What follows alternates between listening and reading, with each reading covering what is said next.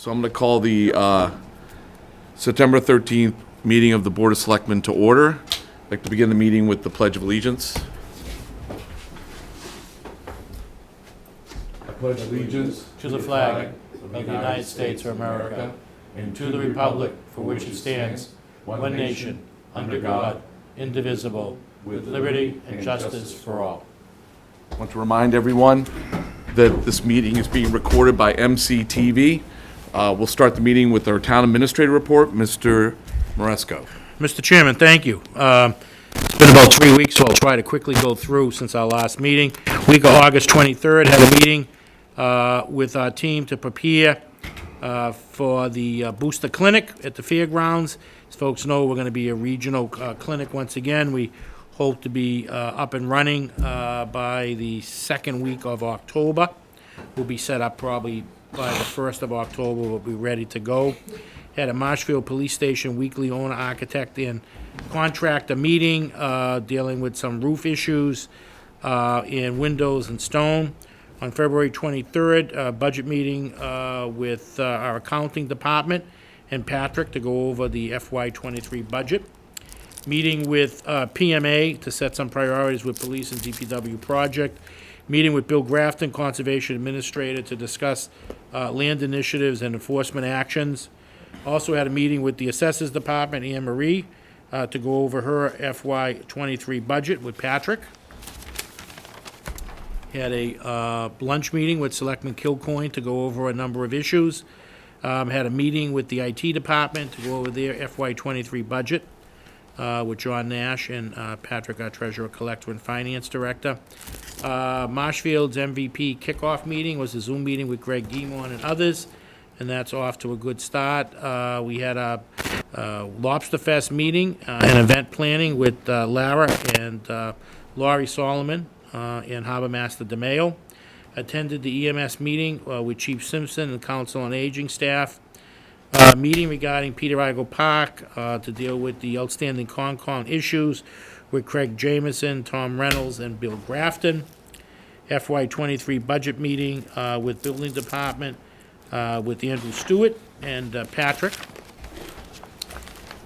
Meeting with Fred Russell, our Facilities Director, on status of school projects and town projects.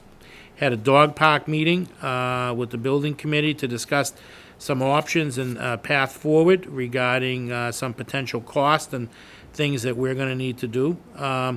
Attended a capital budget meeting with Patrick Delarusso to get approval of the warrant articles for the special town meeting. Breakfast meeting with Attorney Galvin on a number of outstanding legal issues. FY23 budget meeting with Town Clerk Norris Casper. Attended the Boys and Girls Club Summer Barbecue for the kids that attended summer camp there and their parents. Meeting with Bill Grafton to review the bids that he received for the scanning project for the rest of his remaining records. Attended the Brant Rock LRRP Mobility Workshop with Town Planner, Mr. Guimont, and Assistant Town Planner Karen Hahn. Meeting with Dan Thomas and Danielle Kerrigan, update on Board of Health programs. Meeting with PMA regarding DPW bids, deadline 8/26 for the general contractor. Breakfast meeting with Select Person Darcy to discuss dog park and other issues. Meeting with Ned Bangs to get an update on recreational trails around town. Meeting with Susan McCann to discuss municipal government and employment opportunities in general. Attended and participated in Marshfield Facts Opiate Awareness Sunrise Service at Harbor Park with a number of the selectmen. Week of August 29, 2020, weekly meeting with PMA to review priorities for DPW and police project. Police auxiliary building, getting the steel up. DPW reviewing bids for the general contractor. Attended press conference in Situate regarding Coast Guard being pulled away from Situate during summer. There would be a big issue at that press conference. Congressman Keating, Congressman Lynch, State Representative Kearney, State Senator O'Connor, town administrators and other legislators, along with the Board of Selectmen from the town of Marshfield. Attended the weekly owners and architect and contract meeting regarding police FF&E, which is their furnishings, and DPW on bid issues. Meeting with Danielle on bylaw employees reviews. Meeting with Patrick to review options for DPW funding challenges regarding their project. Also, on the 31st of August, we had the illumination of Town Hall in purple in recognition of National Opiate Awareness Day. Had a meeting with the Rec Department, Craig Jameson, Nancy Bowers, and Patrick to review the FY23 budget request and programs that they'll be putting together. Meeting with Andrew Stewart, Building Commissioner, regarding some building issues on Ocean Street. FY23 budget meeting with the Historic Commission, Cindy Castro, and Treasurer Patrick Delarusso. Meeting with Andrew Stewart and the Commissioners and James Mataradas and Mr. Davis regarding issues at 328 Ocean Street. Management meeting with PMA and DPW regarding bids for the new building. Meeting with Patrick Delarusso and No Fossil Fuel on photovoltaic projects, including the Martinson Roof Project and Senior Center. Meeting with Chief Simpson, Fire Union side letter regarding maternity leave for one of our employees. Weekly meeting with Fred Russell, our Facility Director, regarding ongoing maintenance issues. Town Hall will be starting to paint the black, which is around the windows and the grating under the windows. AC issues at the school, and a boiler replacement at the fire headquarters.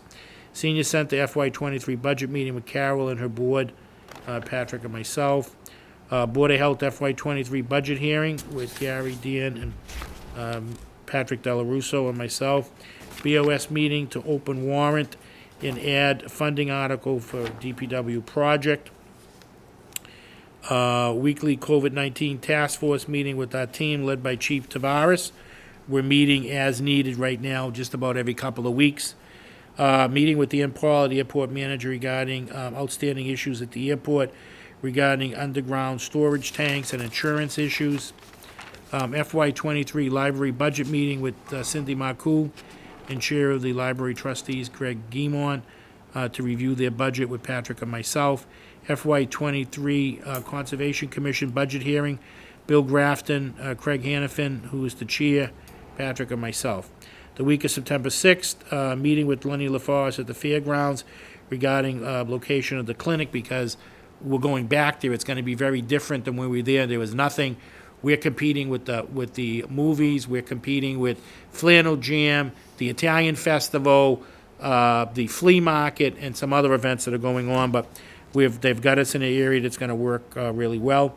Weekly meeting with the owner, architect, and contractor on the police and DPW project. MCTV, I did a taping, thank you message. As folks know, we have a family of osprey living up on Coast Guard Hill, and there was a nice platform and an area built for them. We've had cameras, and it's very highly watched on MCTV, and the Conservation Commission asked me to do a thank you for, there was a number of businesses that stepped up and contributed to that, along with MCTV, so I did a little thank you message and made sure everyone was recognized. Meeting with No Fossil Fuel Next Grid on the Martinson Roof Project. Meeting with Chief Simpson, Council on Aging, Veteran Cookout. As folks know, we're doing a cookout on September 24th at the VFW to roll out the new EMS program. And seniors are going to be the benefactor as well as veterans, so we're partnered with the veterans. And we're also going to be doing coffees with the Housing Authority, make those residents familiar with the new EMS, as well as the assisted living facility, so we're going to be reaching out to them also. Finance meeting, Patrick had his monthly finance meeting with the departments, and we discussed free cash, special town meeting, the joint meeting, and update on Munis. We had participated in the after-action meeting regarding the Levitate concert and the fair. A number of suggestions were reviewed. As most folks know, the fair was hugely successful.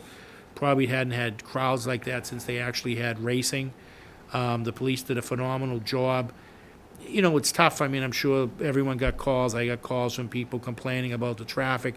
You know, it is 10 days, couple of days of storm, so it was really 8 days. But, you know, it was wonderful. You know, people were coming there. They're going to our restaurants, going to our gas stations, our local businesses. So, you know, it is an economic boom. And it worked out well.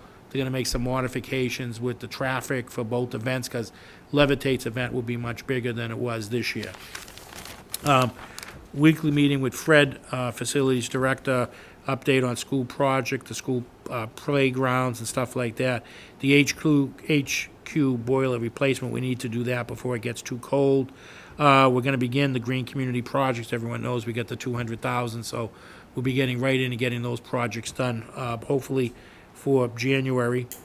We had a dirt meeting, which is a meeting of number of our departments, conservation, planning, zoning, et cetera, to talk about issues with the Concons 505, mostly affected. There's some small tweaks that need to be made to handle some Board of Health issues, building and planning. I put a subcommittee together of the group. Bill Finn, who's worked really well with Selectman Kilcoyne when he was chair of conservation. Bill Finn came in and worked with him and Bill to redo the 505, and now there were some changes in the environmental stuff, so floodplains, et cetera, so he's gonna work to get those put in so that 505 now covers everything. We had a meeting on the Veteran Park Lagoon Fish Ladder project. That's a project that's been going on. We're in about our fourth phase of it. And we get DEP, DMF, and MEPA all working together. We're going to concentrate on the teardrop. The veterans want to be able to use that all year round. They want to be able to adjust the water. At the same time, they're going to make changes with the fish ladder. So we're moving ahead on those next steps. I did an interview in Channel 25 on storm prep last week. I guess it was a slow news day, and they wanted to know what we did, and I explained to them how DPW, when any big storm goes out and cleans the catch basins, and people get their sub pumps ready, et cetera. So we went through that. I had a lunch meeting with Chief Simpson and Deputy LaSalva on some ongoing fire department issues and MES issues. Warrant was available on September 7th, a week before the joint meeting, which will take place tomorrow evening. Meeting with David Kress at the fairgrounds regarding the tents and food and setup that he needs to be responsible for. Planning meeting with Council on Aging and the veterans and the fire chief and deputy fire chief and myself to get ready for the cookout. Fire department's going to be barbecuing, as well as myself and Patrick going to be doing the cooking for the event on the 24th. Senior Center carport meeting with No Fossil Fuel, Next Grid, P3, Dan Pilata on Friday afternoon. We got some challenging timelines to get that project moving. Attended First Responders event, Marshfield High School Friday night. Attended and participated in the 20th anniversary of the 9/11 ceremony at the fire department, and it was a nice crowd, probably 75, 80 people, and attended a very successful Lobster Fest yesterday at the harbor. So that's my report. Wow, what's going on? It is. Very busy town. Yep. Any questions, comments, concerns? Yeah, just one question, Michael. Yes, With sir. respect to the booster shot vaccination clinic, I know the FDA, there were a couple of scientists who came out and said maybe we might not need the booster shots as early as previously thought. Do you see the state kind of committed to that current timetable? Everyone's saying it's 8 months from the second shot, unless right now, if you had a transplant, so if you had a kidney, any organ transplant, heart valve, et cetera, you can get a third shot right now, which the feds are not considering the booster, and those people then would get actually a fourth shot, which is kind of weird. So they're trying to work all that out. Even though it's geared to a booster clinic, the push now is, like the president and everyone's saying, is we've got to get those other people for herd immunity. We really need to get as many people vaccinated as possible, whether they're getting their third booster or whether they're getting their shot for the first time, and sort of go through that regimen. Thank you. Mr. Kilcoyne? No questions. Okay, great. Thank you so much, Mr. Marasco. Thank you.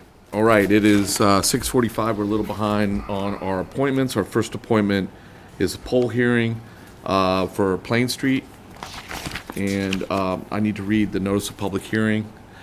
In conformity with the requirements of Section 22 of Chapter 166 of the General Laws, You are hereby notified that a public hearing will be held at Marshfield Town Hall, Selectmen's Hearing Room, 870 Moraine Street, Marshfield, Massachusetts, on the 13th day of September 2021 at 6:40 p.m. upon the petition of Verizon New England, Inc. and NStar Electric Company, DBA Eversource Energy, dated July 12th, 2021, for permission to erect or construct in a location for a line of wires, poles, and such other fixtures as may be necessary to sustain or protect the wires of the line upon, along, across, or under the following public ways of said town of Marshfield. Board of Selectmen, Town of Marshfield. Is somebody here from Eversource or NStar? Verizon. Oh, Verizon, sorry. I don't know why I said that. Verizon. Would you like to come up, please?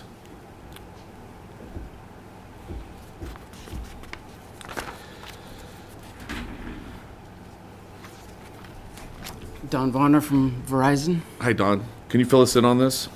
Sure, it was a request from Eversource to put a pole, it's a mid-span pole between, I believe it's 15 and 16. Primarily, I believe it is to service 887 rear of Plain Street. And if you look at where it's staked out, it looks like it's just to go straight back to 887R. Plain Street. So I believe that's why they want to put it in there, and it was a mid-span pole, so it's put in the middle to upgrade the services a little bit and to keep the wires at a good height. Okay. Seems pretty straightforward. Mr. Darcy? No questions. Mr. Kilcoyne? No, I have no questions. We need to address, see if they need the butters. Yes, if Are there's here? anyone that wants to speak. Yeah, is there anybody that wants to speak against or for this project? Okay. Then I'm going to make a motion to move to approve the installation of one JO pole 18/15.50 on the southerly side of Plain Street, new location being approximately 1,067 feet east of the center line of School Street, is 24 feet easterly of existing pole 18/15 and is 112 feet westerly of existing pole 18-16, and to grant permission to erect or construct in a location for a line of wires, poles, and such other fixtures as may be necessary to sustain or protect the wires of the line upon, along, across, or under the following public ways of said town of Marshfield. This installation is being requested by Eversource to upgrade existing services and provide new service to hashtag 80, number 887R Plain Street. That's my motion. Second. All those in favor? Aye. Aye. Aye. That's it, thanks. Thank you very much. Thank you. Okay. Our next appointment, I think it's about that time.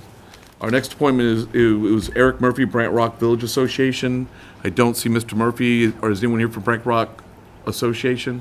They're actually, Mr. Chairman, they're actually having the Brant Rock Village Association meeting right now. Okay, Okay. well, he knew his appointment was at 6:50 tonight. I don't know what else to say about that. So, if Mr. Murphy would like to reschedule, I'm more than happy to entertain him addressing the Board of Selectmen at a future time. Okay, let's move on to our action items. Do you want to take 6 out of order with the chief here? Sure, I'm happy to do that. Hey, Chief. So our agenda item number 6 is discussion and vote on use of our ARPA funds for ambulance purchase. Do you want to come on up, Chief Simpson?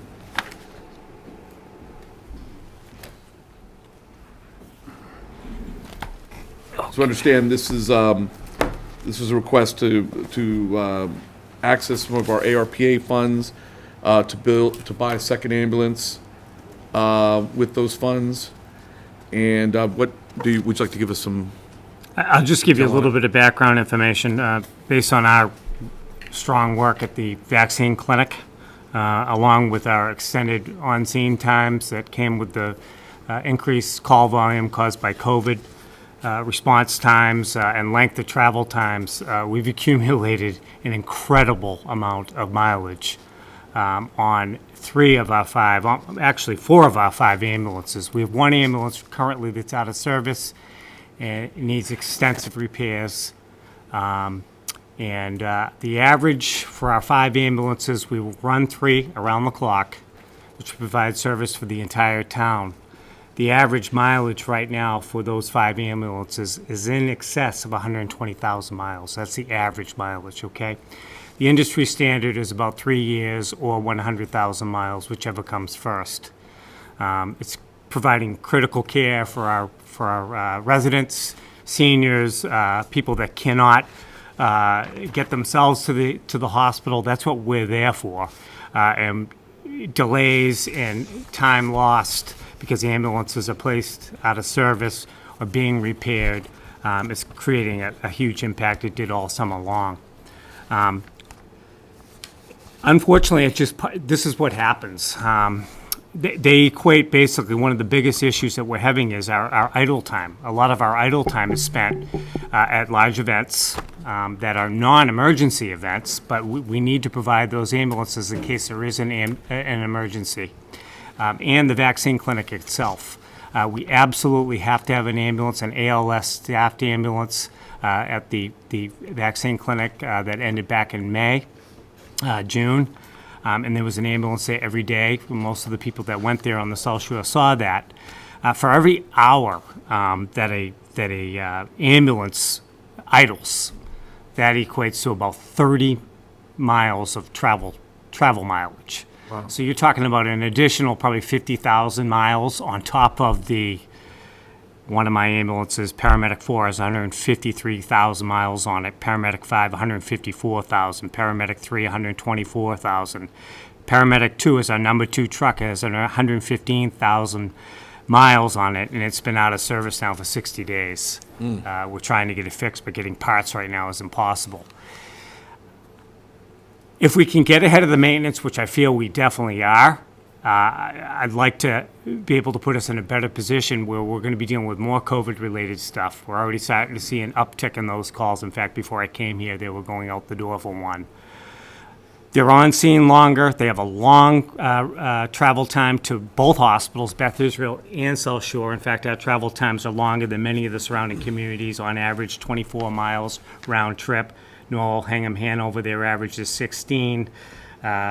And to the Beth Israel hospitals, Duxbury, Kingston, and Plymouth, you're talking 14-mile round trip. So our 24 miles compared to theirs, no matter how you look at it, and our call volume, our volume's busier. We're busier than the other communities. We're working these ambulances as hard as we possibly can. But I think it's imperative that if we have the opportunity, if the funding is available, we purchase another one. It's a complement to our fleet. We'll be trading in one of our older models. It's life safety. It's a revenue source for the community. It's a good investment. And it's something that will get used every single day by our personnel. Great. When you say trade in an older model, where does that go? I mean, assume it goes to another community that, Probably not a community in this area. or maybe, yeah. But it would get traded in, and they will find a home for it. Whether it's used as a 3rd line or 4th line ambulance, I don't know. There are communities that are doing 100 calls a year. We're doing 5,000. Right. So there are a lot of those communities in the United States. A community like that, you could have an ambulance that has 120,000 miles on it, because you're probably only doing, of those 100 calls, probably about 60 of them are medical related. If you look at the national statistics, 60-40, 60 for medical, 40 for fire, rescue, everything else. And also remember, these ambulances are staffed, cross-trained, firefighter, paramedic. They go on every single call in town. So if they're not tied up at an ambulance call, at patient transport, they're going out on the fire calls, the inspections, the fire drills, all of those things they're responsible for. That's our personnel. We staff our trucks that way. We're no different than the communities around us. We're just a little bit bigger. What's the investment for this ambulance? I don't have it. The current investment for the ambulance that we purchased in the past in the town of Marshfield, is approximately between $325,000 and $350,000. What's the timeline? I know these don't get built just down around the corner, so. Right now, the timeline is about 250 days or more, but the plan is to go out and really hit the street, hard and try to find a demo with no miles on it or very limited miles on it for a lot less money, if at all possible, so that we can get a new truck in the fleet faster. That's what we'd like to do. And we do have an affiliation now with Greenwood. We've done a lot of business with them, and they're a supplier of our Horton ambulance, which is the industry standard. It's one of the better trucks that you can purchase. I'm hoping that they'll be able to help us out. I like when people help us out. When we help them out a lot, we give them a lot of business. Yeah, this makes sense. Mr. Darcy. Yeah, I know that your call volume's through the roof right now, and a lot of our ambulances have very, very high mileage on them. And I think at one point you guys had 2 or 3 that were out for repairs at one point, so now you guys really need this new ambulance. Correct. Yeah, we were trying to borrow, but I hate to borrow from another community that only has 2 ambulances, one being the primary that they use every day and the other one being their backup, because if that breaks, then what have we done? We have to be self-sufficient as best we possibly can within financial parameters, obviously, for our taxpayers. Yeah. And I know at the clinic we used to joke that most folks were improving their health by going through, but I was just getting worse standing next to P4, so I know that the fleet's in P4 rough is a shape. tough one. I know. P4 is one of our older trucks. It's a smoky old truck. It's a 2012, I believe, actually. That was the one that was putting us out at the clinic. Yes. Just knocking us out when we were doing parking. P4 Black is smoke. right. P4. Yeah, P4 is a 2014, but P5, believe it or not, is a 2012. Wow. So, I mean, as far as fleets go, I know these fleets. I know these fleets in the surrounding community. This is an old fleet. And our fleet is a busy fleet. We have 3 primaries, and you always have to have 2 backups. Typically, if you're a 1-truck town, you have 1 backup. Okay, we're a 3-truck town. Okay, we can live with the 2 backups, but it's the downtime that's killing us. And for a portion of the summer, we were fighting playing that game of trying to keep 3 in service at all times. And a lot of the time, we were down to 2. And I hate to lose those calls to other communities, because our people are going to get there faster, and they know the community. I think they provide the best service. No, not saying anything bad about the other communities, but remember, you're waiting 20 minutes for an ambulance from another town to get into town, when ours will take less than 5 minutes. And if my dad or one of your relatives or friends or family or anybody or taxpayer is having chest pain or something bad is happening, it's going to make all the difference in the world. It really is. Certainly would. Mr. Cocoy, are you? Yes. Mr. Cocoy. Yes, Chief, thanks for coming in. Seems like an excellent utilization of our funds. Did I see, and I know that the replacement of these are on a schedule, and as you said, we had increased demand, so they've aged faster. Do we have a vehicle for this fall town meeting coming up? I thought I read that, maybe not. No, we article? No. purchased another. We purchased one All right. 3 months ago. 3 months ago, so we got 2. So this will be the second one on order that will wait. And just a clarification, we check to see if we get a good trade-in deal, which we normally don't. We sell the ambulances out to another town, like the chief was saying, that wants to back up those number 2 ambulances. But this is no cost to the taxpayer, so we're getting 2 ambulances, which is great. That's a no-brainer. No, nothing really else except for, yes, emergency service vehicles are paramount for critical support of our citizens, so thank Yeah, you we're for very- bringing it forward to us. Good use of the funds. Yeah, and we're very fortunate that we can tap into the ARPA funds right now, because, as you know, it would put burden on the taxpayer to fund them out of general fund, or, so. And if anyone has any questions or anything, reach out to me whenever you want, and I can give you whatever data, information you'd like. I can do that, and I feel like it's a really good purchase for the taxpayers. It's a good piece of equipment. They'll get used every day, and it'll save lives every single day that gets used. So to me, that's what it's all about. Absolutely, totally great. All right, so if there's no other concerns, I'll make a motion to move to approve the purchase of this second ambulance from available ARPA funds. Second. All those in favor? Aye. Aye. Aye. Great. Thanks, Chief. Appreciate you Thank coming you, in. thank you, gentlemen. All right. Thank you, Chief. I'm going to go back to the top. Discussion and vote on indirect policy. Who wants to take this one? Mr. Sure. Dela Russo? I'll jump right in, and, so this is, ever since I've been here, so for the last 4 years, when I came here, I agreed with DPW that we would sit down with them. My predecessor didn't do that, and we would review the cost, the indirect sort of a living, breathing document. Ours is rather complex compared to most communities. I mean, talking to Patrick and talking to his counterparts, some communities just have a basic percent. We have about a 300 or 400 page document to get to our numbers, but nevertheless, we had a very productive meeting with Tom Reynolds, Dan Bowen, Patrick, and myself, like we've done the past 4 years. We came to agreement. The town agreed to $114,197 in reasonable concessions that were addressed during the meeting process. The overall increase for FY '22 revenues was $33,141, or 2.2%. The town conceded $20,000 for town council. So what that means for anyone tuning in, percentage of Patrick's salary, my salary, town council salary, labor council if they're doing negotiations, the town accountant, things like that get checked off against their budget. And we conceded, we took 20 grand off of the town council charge. And we also gave DPW Solid Waste a $10,000 reduction on services performed at the beach. One of the biggest challenges and hardship for them is collecting the trash day after day on the beaches.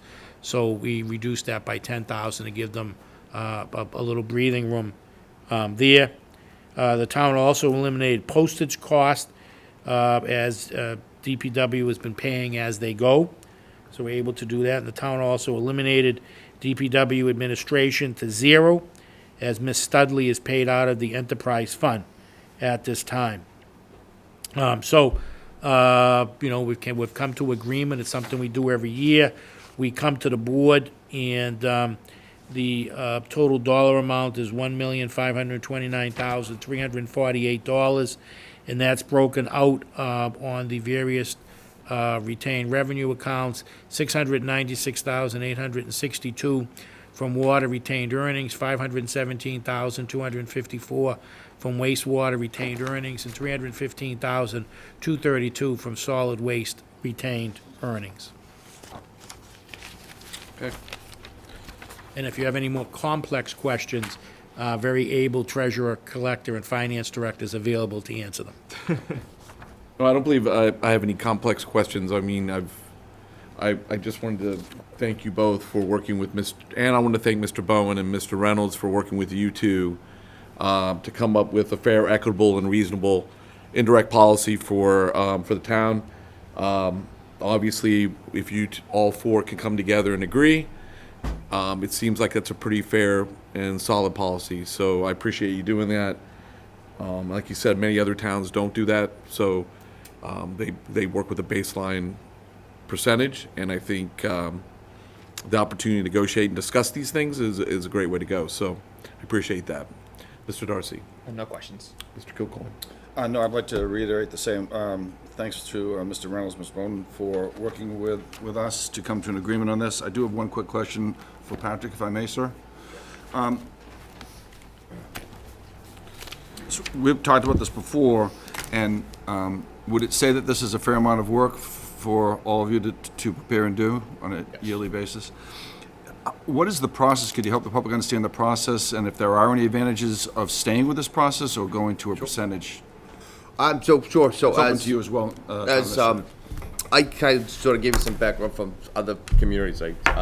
So as Ms. Maresco mentioned, the DOR has a formula, right? The DOR formula is one page with about 6 major categories and about 32 or 32 to 34 different line items they pull in.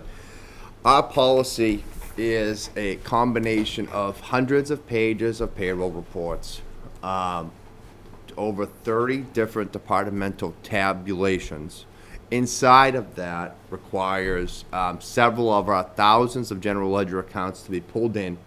The software capabilities we have are not able to do that electronically or digitally right now at any capacity, so it involves me sort of putting everything together. which obviously doesn't happen during the 8 to 4. So it's usually a Saturday, Sunday weekend projects for about 6 weeks. Mike and I will kind of talk about this stuff. Once I get it to a ballpark, I bring it to Ms. Maresco to kind of review and kind of get to the summary sheet that goes before you guys. Believe it or not, him and I spend hours and hours going through these. Say, how do we get here? What happens? What's the difference from the last year? Well, and trying to get down to that. Then we get into the offset cost, which is the lower level of the sheet that you have before you to be voted. Those are services provided to the town, services provided to the school, and then and Michael, myself, Tom, and Dan agreed to have a miscellaneous offset tab, which basically what we saw this year for the $10,000. Kind of, we go back and forth to kind of say, well, what happened this year? What happened last year? Right? We kind of say, did you guys do more work? Was there any mistakes that kind of happened on either of our side? But, we're running a $170 million operation. I mean, things happen. So and that's sort of like the catch-all kind of tab, right? And Michael, I know the policy says that it has to be done by, I don't know what day it is, but Michael had asked and charged the finance team. There was so much information that was so misleading out there, given off by the some other board members from not our board, but other board members around town. So they would say that we were using this indirect policy to balance the budget. So getting this done, in September, it takes that whole argument away because we're not using it to balance the budget. We're not even close to being, the budget isn't, it's close, but we're not it's not budget season, right? As far as the elected boards are concerned. So it really is the best solution for our town currently based upon this policy, is to get this done in a timely fashion. But this takes about 12% of if I was to put the time I put in out of the office into this, it would be, like Michael and I know, about 12% of my time. That's how much you'd have, if we had to pay me by the hour, it'd be 12%. So you're spending 12% of your time on $1.6 million, On about 1% of the budget. and that's a Correct. percentage of the town budget is It's less than, this is honestly on the money that we have surrounding error. correct. It's like To me, it would be around, it's. way half of 1% or less. It's not, if you weren't done this through an audit, it's not a material number. What- It's a factual statement. So do you feel it would be an advantage to go to a percent formula for the citizens of the towns, considering this is a lot of time and energy and money that the town is using to do Unfortunately, this? the only issue you have with that is that, again, because DPW is an elected board, right? The DOR, Mike, we've gone through this road before, is that both elected boards would have to agree on the policy, right? If the elected board both elected boards can't agree on the policy, it always defaults back to the previous policy, right? So that would be the mechanical mechanism. The only way that can possibly change is if everybody would agree to that, which, that's not for me to decide, obviously. I'm here to get the numbers ready for you. I appreciate it because I think it's important for the people of the town to understand how this process works, how we got to why we're doing it, the time we're doing it, the amount of energy involved in doing it. If I could just jump in, so, Yeah. just to get us to that point, so the original policy, I think it was Mr. Robbins and I forget, maybe Mr. Shaughnessy, Mr. Shaughnessy on DPW, it took them a couple of years to be able to come up with that policy, wanting to do something. Before, it used to be, DPW would be saying, you're using, the whole reason you do this because resources are being used, like Yeah. retained earnings and stuff. How do they recognize, plowing the schools? How do they recognize they use water trucks to plow the streets, but yet water's funded? So it's somewhat complicated. The one thing is with the policy is both boards do have to vote at the end. The actual going in between is really, Patrick and I, Tom, and their budget director to go through and come up with the numbers. In theory, it would be easier with a percent, but you'd have to get their board and our board. It would have to be a change the majority policy. vote of those two boards to change direction. This has worked out pretty well. We've certainly not had issues. The majority of their board, because we've always gotten a positive vote, negotiations with Tom and with Tom's predecessor, and then with Tom when I first got here, we've never really had any stumbling. It's been when it's gotten to their commission that there's been some issues that I think that we're not paying for stuff that we should. Now, Yeah. it all balances out because they put new meters in, and the first meters they did was the municipal building, did. so that brought in some additional revenue for them, so, everything's a Everyone's trade-off. clever It's, move. but a lot of money, so, Yeah. the point of the thing was that a lot of time, energy, and money went into coming up with this policy. If we could change policy without having to spend a couple of years negotiating what the policy to be, there may be something more effective, which is simply a percentage charge, but, we're prepared, and I committed when I was hired to spend as much time as necessary sitting down with them, when Patrick and I do sit down, and we go through line by line and talk about why those charges are those charges, and where we think that there can be some give. In other years, we were able to make larger considerations because, they brought forward a much stronger argument, so. Well, thank you, Mr. Minister. Just if you would provide me one more question, comment, if you would, Mr. Chairman. What percentage of towns around us use this system versus a straight percent? None. None? None, that's correct. So, I could, as you all know, I've worked for 4 different municipalities and 4 different types of governments. None have a more complex, on the North Shore or the South Shore or out towards Western, or I'd say the South Coast, have a policy as in-depth or as detailed as ours. That's also been verified by our Department of Revenue reps. It is extremely lengthy, but to Michael's point also, remember, if they don't agree to this policy, if they don't, if we get a successful vote tonight from you folks and Mr. Rowland signs, if they don't sign, this would be a much higher number that they'd have to comply with the DOR. In order to get our tax rate certified, this would have to be done. So if they do not comply, if they do not vote in favor of it, right, the DOR would say it could default back to the other policy, which would cost them more money in effect. Because either way, it has to be done. It has to be done in order for the tax rate to be set and certified. Thank you. Yep. No more questions, thank you. Yeah, and I do want to point out that the reason we do this is because in the past, members of the Board of Public Works would not accept the straight 2% or the straight percentage. So to build consensus, this was way that we had to go back before my time on the board, before any of our times on the board. And even to this day, even with this kind of consensus built, meetings with their leadership, their financial leadership, there's still people on the Board of Public Works that do not feel this is an actually fair and equitable plan, even to this day. So, wanted to point that out. All right. So, any other questions, concerns? All right. So, I'm going to make a motion. Thank you, Patrick. I'm going to make a motion that we where am I? The moved to approve the indirect cost policy for fiscal year 2021, which will be reflected in the fiscal year 23 revenue projections for indirect cost offsets in the amount of $1,529,348, broken out by the following: $696,862 from water retained earnings, $517,254 from wastewater retained earnings, and $315,232 from solid waste retained earnings. Second? All those in favor? Aye. Aye. Aye. Real quick, I want to just the gentleman in the back. Are you here for a specific article? No, Bob May from the Marshfield Kiwanis. I just heard on the radio that there might have been a article or some discussion about aiding charities in the town. Oh, there are. Yes. So just interested.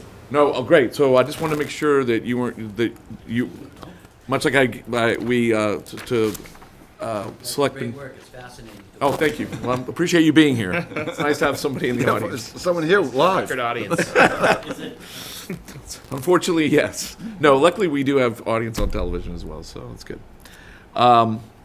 Okay, so we'll move into the next item, which is discussion and vote on statement of claim for 115 Bay Avenue. I'll jump in. Sure, Chairman. Mr. Moresco. So, there was a fire at 115 Bay Avenue over the holiday weekend. We tried to reach the owner to get consent and have them board up and make the building secure. The building, I think there's like 17 years, one of the years is in charge we finally was able to reach, but she didn't have access to funding for the board up, so, I had to make the building secure, so I had Fred bring in the boarding company that we use when we have problems with our buildings. They boarded it up, it cost $6,330.60. And we have to lien the property, so we have to do a lien. So that's why we're before the Board of Selectmen tonight under Mass General Laws, Chapter 139, Section 3A. Board of Selectmen vote. They fill out, sign the appropriate paperwork. There's a claim form. Then once that's voted and signed, our town council will record that against the land at the Plymouth County Registry of Deeds. And then when the property exchanged hands, we get our $6,330.60 back. Okay. I have no questions. Do you have questions? No questions. No questions. Okay, so I'll make a motion to approve the recording of the lien under Mass General Law 1C 139S3A in the amount of $6,330.60 for 115 Bay Avenue for board-up cost after the fire to make the building safe. Second. All those in favor? Aye. Aye. Sorry. I was waiting for you. I'm still not used to post-COVID. I'm still not used to it. That's crazy. I still like the roll calls. I Roll did call's great, too. All right. The next is discussion and vote on application for one-day wine and malt license, the Accord School. I have the application here. It looks like that's in order. Michael, what kind of event is this? Do you know? It is, they didn't say what kind of event it is, but it's at a local farm in town, and I don't know any more than that, other than that they are tips trained. Okay, great. So at this point, they would need MPD, MFD, and the building department to sign off on that, correct? That is correct, sir. Okay. Any questions on this? No questions. Any questions? No questions? All right, so I'll make a motion to approve the application for a one-day wine and malt license for the Cord School for September 25th, 2021 for the Salt River Farm, 857 Union Street, Marshfield. And this is a pending approval from the MPD, the MFD, and the building department. Second. All those in favor? Aye. Aye. Next is update from Town Administrator on Fields and Recreation website calendar. Mr. Maresco. Thank you, Mr. Chairman. Just very quickly, Craig Jameson, who is our rec director, has been working there for a few years now. One of the biggest issues is that the sports teams themselves never know what fields are available, when they're available for a game, for practice, for maintenance, etc. We went out, we got the necessary software, we got it in place last year. This is the first year that they're using it. It's working really successfully. The schools use it, the private organizations use it, DPW uses it, Craig's asked them to, what's great about it is every other coach knows which fields are being taken out of rotation, when they're being taken out of rotation, so that people can jump from field to field. And it's a great communication tool for the schools, for the private groups, and for the DPW. So I just wanted to give a little update on that so that people know how that was going. Thanks. I think also it's another interesting part of that would most likely be you can also see which fields are the most popular, the most used for maintenance and for other things, because obviously funds, depending on, all the fields deserve to be kept, but if certain fields are kept up or used more, there's maybe need for more maintenance, much like buildings in other parts of. You're 100% correct, and that's one of the things, Mr. Chairman, at the DPW and Craig work hand in hand on, because they do take fields out during a particular season, whether it's football, field hockey, lacrosse, any of those. Depending on the ones that are getting the most use, they'll take them out so that they're able to keep them in the pristine condition that they should be. In fact, if you remember correctly, last year during the annual budget process, Patrick and I met with them, and we made adjustments and gave them extra money to make sure that they could maintain the fields properly. The amount of fields we have, there wasn't enough money being collected, so we had to take money from the general fund to augment what the DPW does to make sure that there's the money for aeration, for fertilizing, grass replacement, etc. Great. Any comment? No questions. Any questions, comments? I just think it's great that idea Mr. Jameson, and I'm supportive of this and for our fields. It is important, so it's very well done by Craig, so thank you, and the help of Tom. Great. All right, I'm going to move on to, thank you, Mr. Maresco. I'm going to move on to item number 5. This is discussion and vote on request for permission to hold the Daniel Webster School Great Pumpkin Run on October the 17th, 2021. So I believe they do this race every year, or they have in the past. I don't believe they didn't do it during COVID. That is correct. But, they're asking for this. It looks like they would need approval from the MPD and MFD, but it seems like a great event. I have no questions. No questions. Any questions? Absolutely no questions. All right.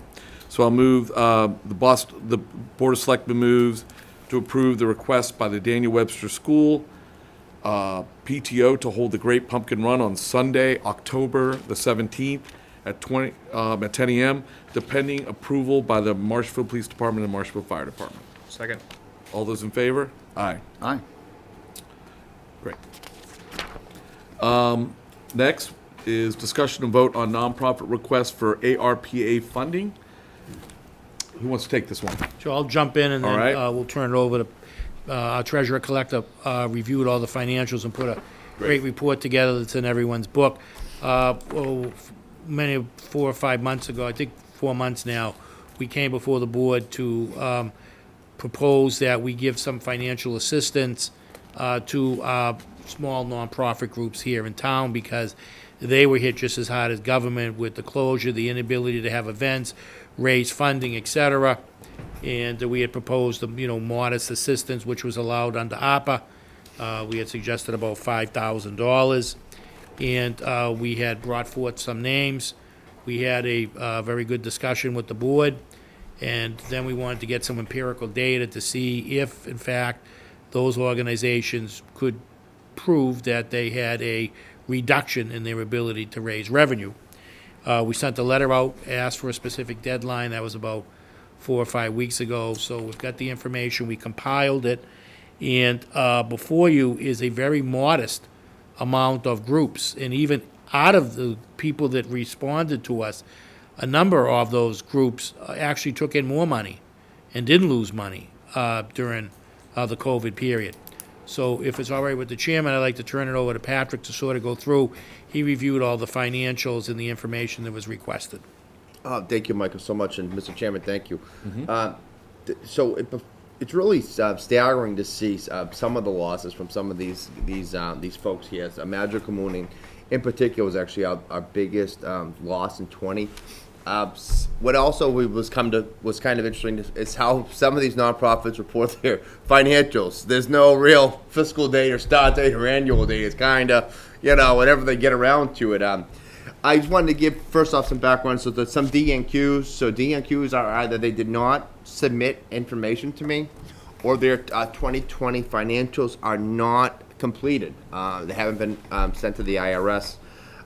So that doesn't necessarily disqualify them. That just means for tonight's vote, wouldn't be technically legal for you guys to authorize the funds because they haven't submitted the proper paperwork according to the ARPA program. In the ARPA program, I have also attached to you guys the section of the guidance issued on July 14th from the U.S. Treasury under the section of the law in which this allows the executive board of a local municipality like ours to issue funds. I think it's really important to note when they do come in, Michael and I will be kind of walking them through the process. They are subrecipients of these funds, meaning that our obligation begins and ends as soon as we give them the check. However, we would encourage them to sort of follow a specific pathway to track the funds. This is federal funds, so it should be noted as such on their balance sheet. We don't want them getting in hot water and coming picking up the phone and calling the boss. So, so we're going to help them along. Also, these are grants. This is a grant that the town is issuing through ARPA to help. The information in front of you is here. The losses are prevalent, and I have personally reviewed each one of these P&L statements. And they're all very different. So they help us use different accounting systems. But that's what I have for you.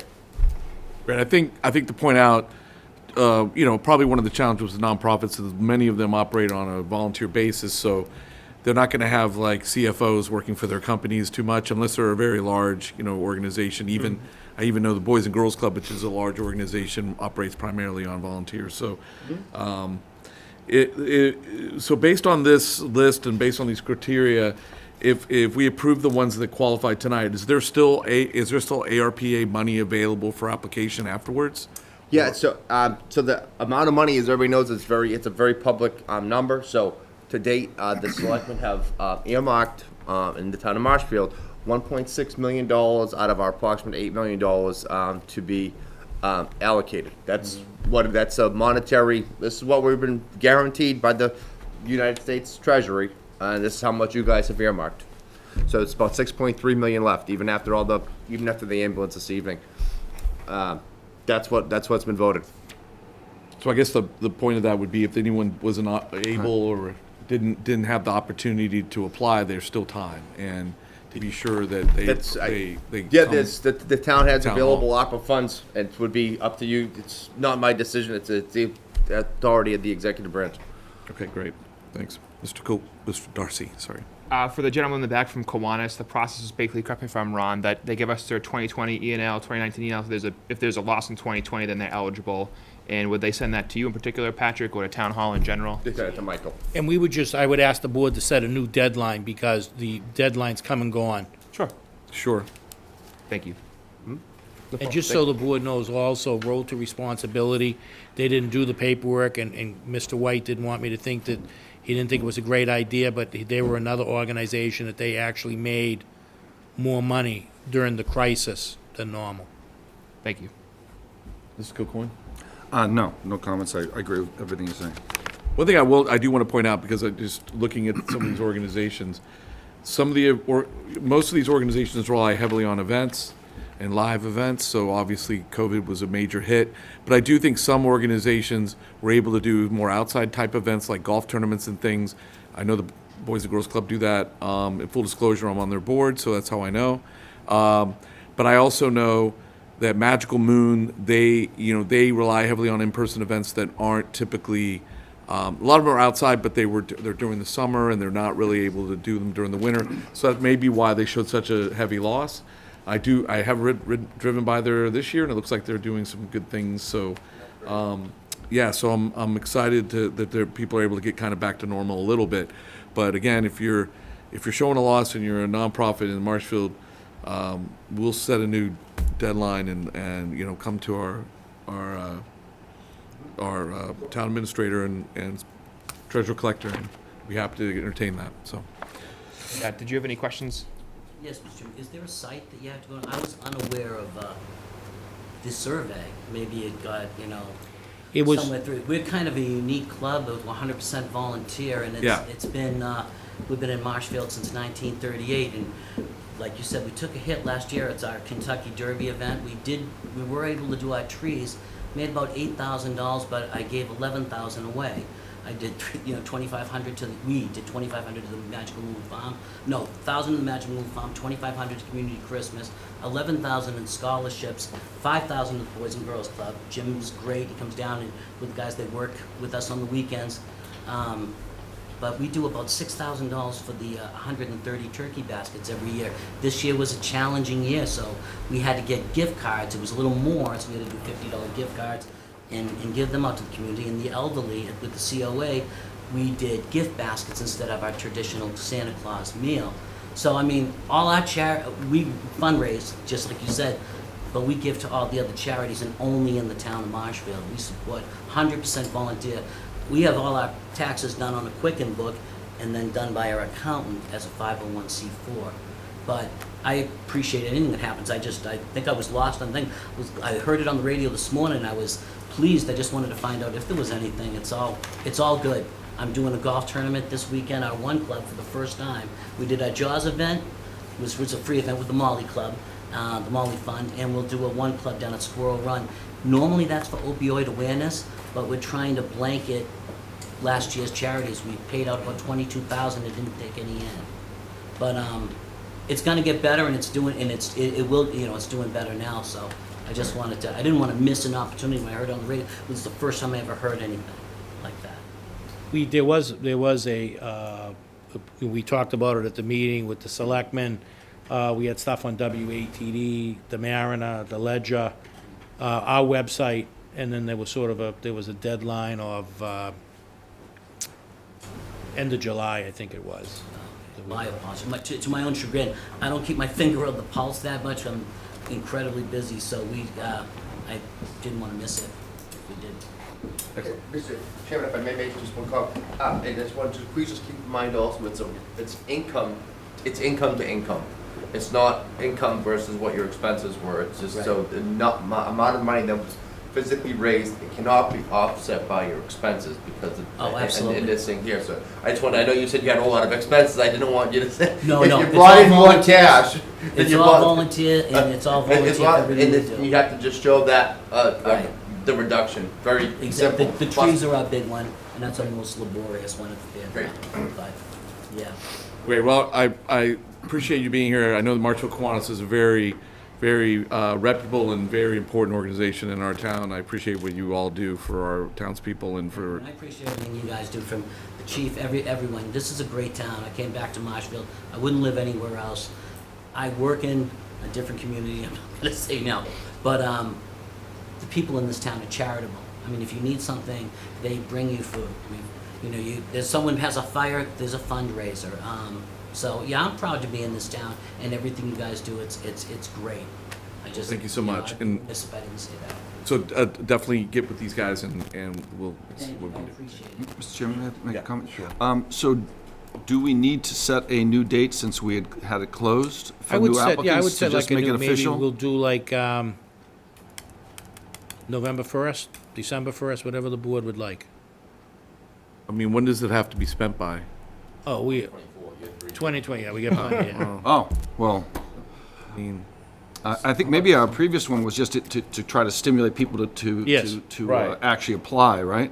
why don't we do December 1st? That's 3 months. I mean, what is that? 3 months, right? Almost. Little less than, yeah. A little less than 3 months. That's perfect. And I'll put a new press release out, same thing, they gotta We need to turn vote? in, We they need to gotta vote turn on it? in the 2019 and 20, so financials, and then Patrick will review them, and then we'll present after the 1st. Do we need to vote on it? Yes, if you could do a date, that would be great, and then, Is I'll that do a press. that's a separate motion, though. Yes. correct? No, I'm just trying to record this. We're gonna send this to the Fed. What happened? We're gonna send, this is gonna go to a bottom of federal grant. But Okay. I just asked John to record the vote. right. Okay. All right, That's so. what I apologize. So if we get Put audited, any pressure on your motion here, we're Mr. keeping, Chairman. so as folks know and watching and the board know, these are all federal, so they have, all of the ARPA funds, the CARES Act will take a lot of scrutiny, so we're keeping tape recorded messages of votes, everything, so that we have a incredible set of records for when we audited. All right, so I'm going to make a motion to open a second application period for the available ARPA funds to nonprofits in the town of Marshfield to deadline December 1st, 2021. Second? All those in favor? Aye. Aye. Okay. And then I'm going to make a motion to approve funding in the amount of $5,000 for each of the following nonprofits that have sustained a loss in revenues between 2019 and 2021. Marshfield Elks, Council on Aging Boosters, Magical Moon Farm, TIC Network, Sowing Seeds, and that's a maximum of $4,164.94. And the Marshfield Education Fund. And further note, all groups are sub-recipients and should note that ARPA funds as such on their balance sheets. And Mr. Chairman, just, if you could just restate 2019 and 2020, I think you said 2021. Oh. but, Yeah. This would be revenue loss in 2019 and 2021. 2020. 2020. 2020, what am I doing? That's okay. We are in 2021. My brain ain't working. 19 and 2020. Thank you. Second. Second. All those in favor? Aye. Aye. Aye. Okay. Next, a discussion and vote on application for Class 2 license to sell used cars, Mass Auto Wholesalers, Inc. If you'd like, Mr. Chairman, yes, I can please. just bring us up to speed on this. So, this individual, Mass Auto Wholesalers, DBA Mass Auto Wholesalers, Inc., located 462 Plain Street, Suite J. They've been doing this for 5, 6, 7, 8 years. Prior to this, because of COVID, they missed the filing deadline, so they had to refile. They maintain an office at that location. It's not a yard where they can have cars for sale, but they conduct their business out of that office. They can't have any cars on premise.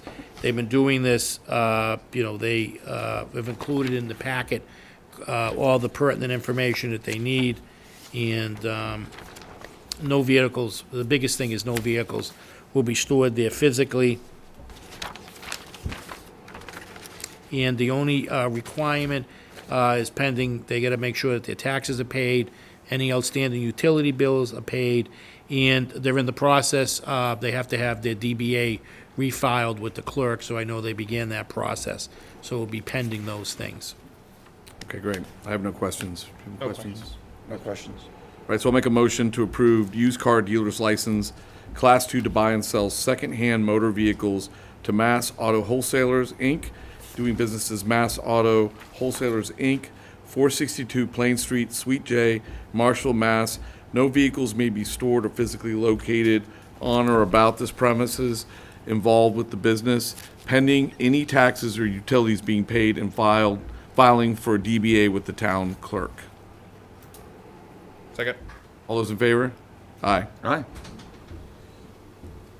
Next is discussion and vote on peddler's license for mobile food trailer, Stephen Lehman. This would be for Marshfield High School football field games on Saturday and Sundays. I don't, it's for the, it's not for football. It's So, for- so what happened, Mr. Chairman, if I may, because of COVID, they're not gonna open up the snack bar. So they wanna bring a vendor in, so this is the vendor that they selected. It would be Saturdays and Sundays at the football field. So it's for all For all types of sports, sports. Right, okay, great. So, and he's, but he does own property taxes and utilities pay, that he needs to pay? That's correct. Okay. Pending, yeah, So we'll pen that. yes. All right, I have no questions on that. No questions. Any questions? No questions. All right, so I'll make a motion to approve a peddler's license application for Stephen Lehman, the Nautical Mile Mobile Concession Trailer at the Marshfield High School football field, Saturday and Sundays from 9 a.m. to 9 p.m., pending property taxes and utilities being paid. Second. All those in favor? Aye. Aye. All right. Next, discussion and vote on one-day all alcohol license, October 2nd, 2021, for the Italian Festival at Marshfield Fairgrounds. This is happening noon till 10 p.m. At the fairgrounds. I don't have any questions. I think this would be pending approval from the Marshfield Fire Department and Board of Health. That's correct. Police have already signed off. Okay, great. Any questions? No questions. Questions? No questions.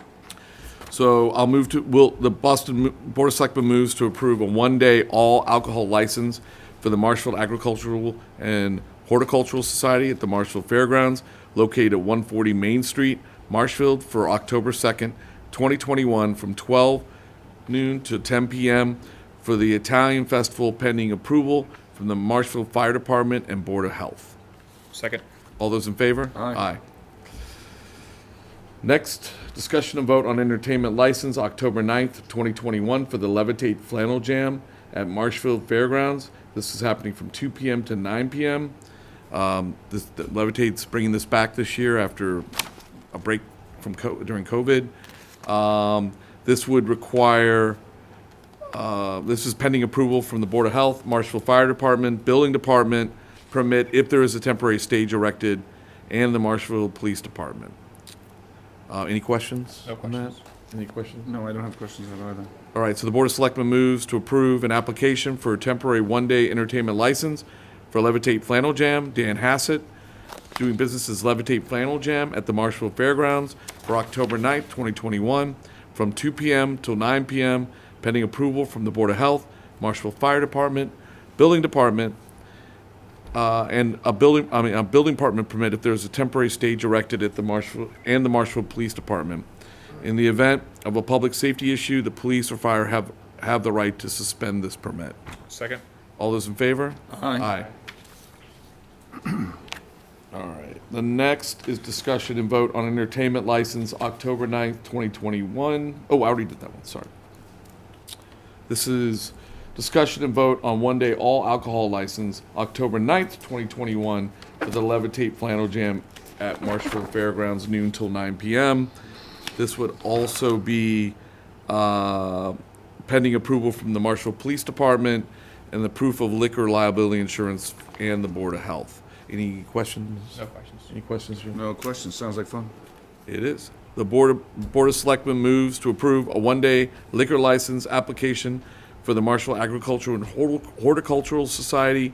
This is Carlton Chandler for Flannel Jam at the Marshfield Fairgrounds on October 9th, 2021, from 12 noon to 9 p.m., pending approval from the Marshfield Police Department, proof of liquor liability insurance, and the Board of Health. Second. All those in favor? Aye. Aye. Aye. Do we have all the signatures needed for August 23rd? So I'm going to make a motion, the Board of Selectmen is going to move to approve the meeting minutes for August 23rd, 2021. Second. All those in favor? Aye. Aye. And I'll make, the Board of Selectmen will move to adjourn the meeting. Second. All those in favor? Aye. Aye. Great. Thanks, everyone. Thank you.